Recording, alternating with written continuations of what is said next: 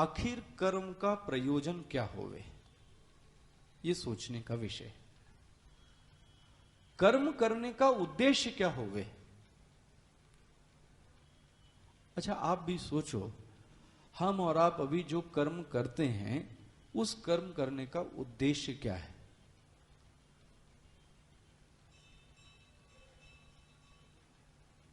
अपने अपने मन में जरा सोच के रखना।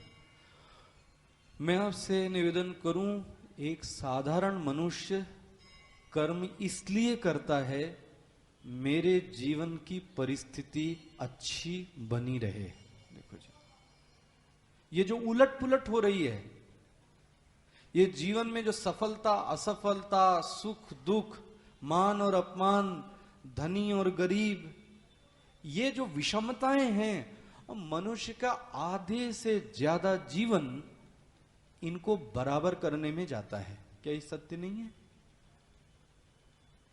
मतलब हमारे कर्म का उद्देश्य सिर्फ ये रह गया कि मैं अपनी परिस्थिति को सुधार लूं। और मेरा प्रश्न है, परिस्थिति सुधरी? परिस्थिति सुधरी? मानो कि लगता है सुधर गई, लेकिन उस सुधरने का फल यह हुआ कि अपने समय में बड़े धनवान बनने वाले लोग 7-7, 8-8 नेता आपके तिहाड़ जेल में हैं। ये परिस्थिति बन गई। बना लो परिस्थिति। वो 10 दिन लगता है, 15 दिन लगता है, 20 दिन लगता है, 2 साल लगता है कि मैंने परिस्थिति बना ली। अरे, जिसको आप आतंकवादियों का मसीहा कहते हैं, आप सोचो उसकी मौत कैसे हुई। क्या परिस्थिति सुधार ली? जरा सोच के देखना। मैं 1000 कोशिश करता हूं कि मेरी परिस्थिति सुधरे, और मैं इसीलिए अपने कर्म को इन्वेस्ट कर रहा हूं परिस्थिति सुधारने में।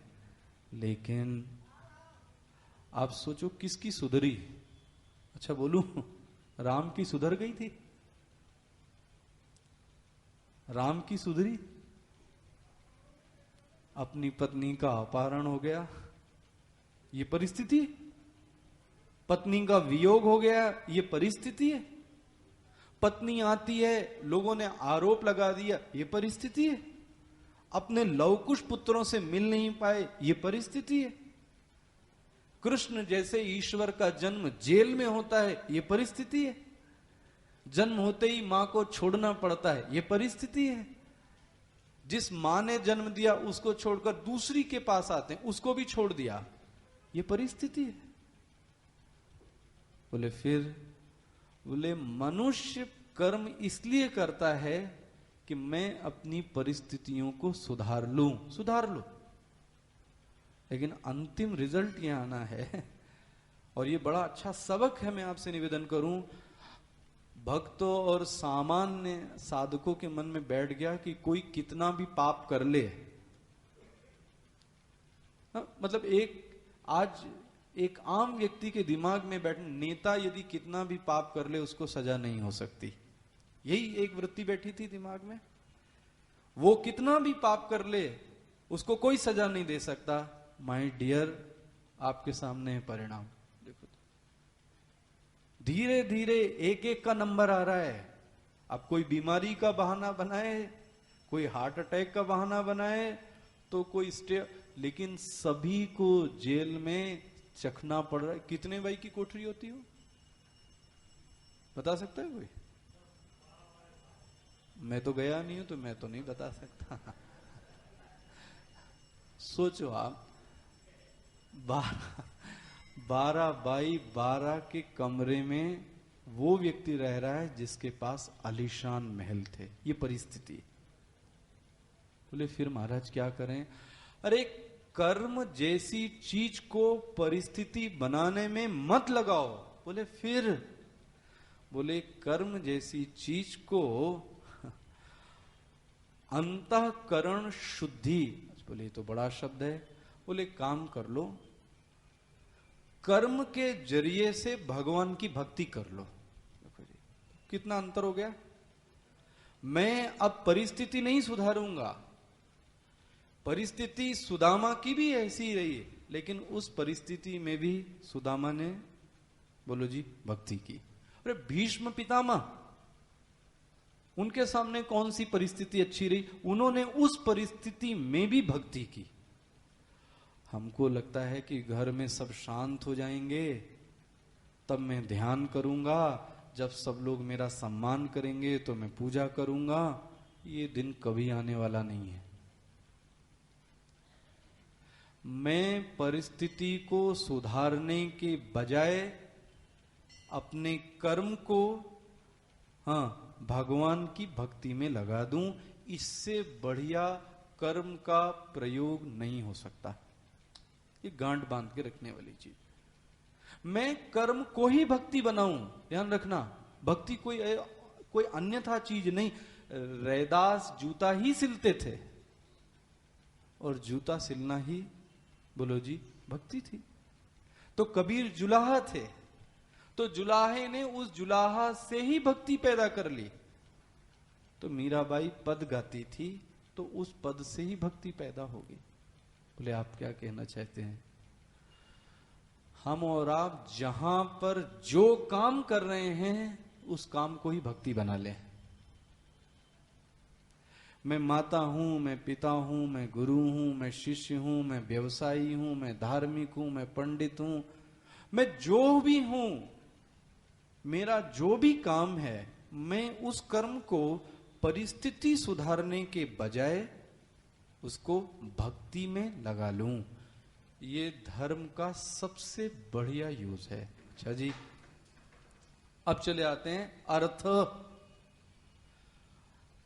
हमारे और आपके पास धन हो तो हम धन से क्या चाहेंगे? व्यक्ति धन का प्रयोग विलास के संवर्धन में करता है, देख के ना। और जो जितना धनी है वो उतना ही गरीब है। शाबाश, देखना। अरे वो मन का भिखमंगा है, आपसे निवेदन करूं, वो ऊपर से धनी दिखता है, अंदर से बहुत गरीब है।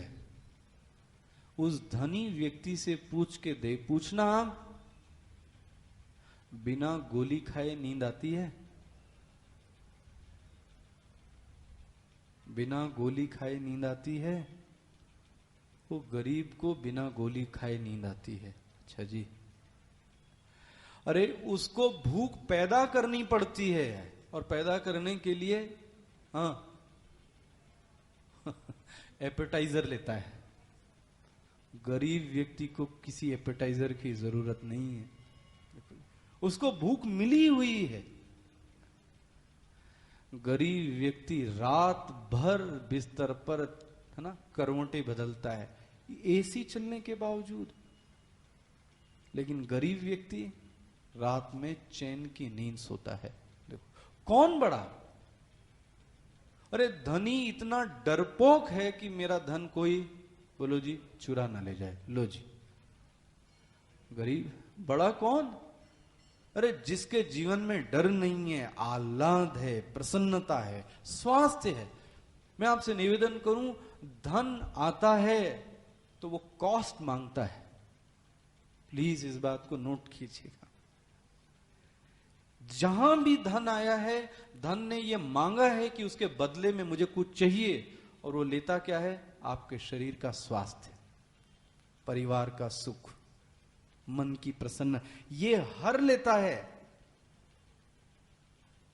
मैं अभी किसी साधु से चर्चा कर रहा था, उन्होंने एक बात निवेदन की, मैं उसको विश्लेषण कर रहा था। बोले धनी व्यक्ति को पुत्र सुख तो हो ही नहीं पाता। लो जी, बहुत रेयर हैं, बिरले हैं जिनको भगवान ने ये सुख दिया। आप मिला लेना, और मैं आपसे बोलूं, इंदौर के भी जितने बड़े बड़े लोग हैं उनको भी इंक्लूड कर लेना। पुत्र सुख नहीं मिल सकता। यही नहीं, भारतवर्ष का इतिहास रहा, धन आएगा तो आपसे बहुत कुछ मांग लेगा, फिर कहेगा रहो। तो भूख ले ली, नींद ले ली, प्रसन्नता ले ली, स्वास्थ्य ले लिया, परिवार ले लिया, और कहता है अब धन लो, करो। आपके मरने पर 4 लोग फूंक देते हैं। एक मुख्यमंत्री, एक नेता मरता है तो उसकी हड्डियां भी नहीं मिलती कि बटोर कर कहीं गंगा जल में, बोलो जी, यह हाल है। सोचो, धन का जो हम और आप जो यूज कर, वो सिर्फ संवर्धन, वो भी संवर्धन किसका? भोग का। लेकिन भागवत कहता है धन का संवर्धन करना है ना, तो कर्तव्य के पालन में लगाओ। देखो जी, बोले मतलब धनी हो ना, तो एक काम करो, अपने माता पिता के लिए अच्छा सा कमरा बना दो। ये भी तो धन का यूज है। धन है तो तुम विद्यालय में पढ़े, वो विद्यालय तुमने बनाया? बोले वो विद्यालय किसी ने बनाया था, तो तुम्हारे पास धन है तो तुम भी धन से कोई विद्यालय बना दो। तुम हॉस्पिटल में गए, हॉस्पिटल तुमने बनाया? बोले नहीं, तो बोले तुम हॉस्पिटल बना दो। यदि धन का सबसे बढ़िया प्रयोग हो सकता है तो मैं आपसे निवेदन करूं, कर्तव्य पालन और समाज के लिए धन से बड़ा कोई यूज नहीं है। अरे धनी व्यक्ति ही धर्म का पालन भी कर पाता है। अगर आपसे निवेदन करूं धनी ना होवे, तो मैं आपसे व्यासपीठ से झूठ नहीं बोलना चाहता। ये बड़े बड़े आयोजन हम और आप कर सकते हैं। सोच के देखना, हम और आप में सामर्थ्य नहीं है, लेकिन जिसके पास धन है वो यदि ऐसे आयोजन करवाता है तो कम से कम उसके धन के कारण बहुत सारे लोगों को क्या मिला? फायदा मिला।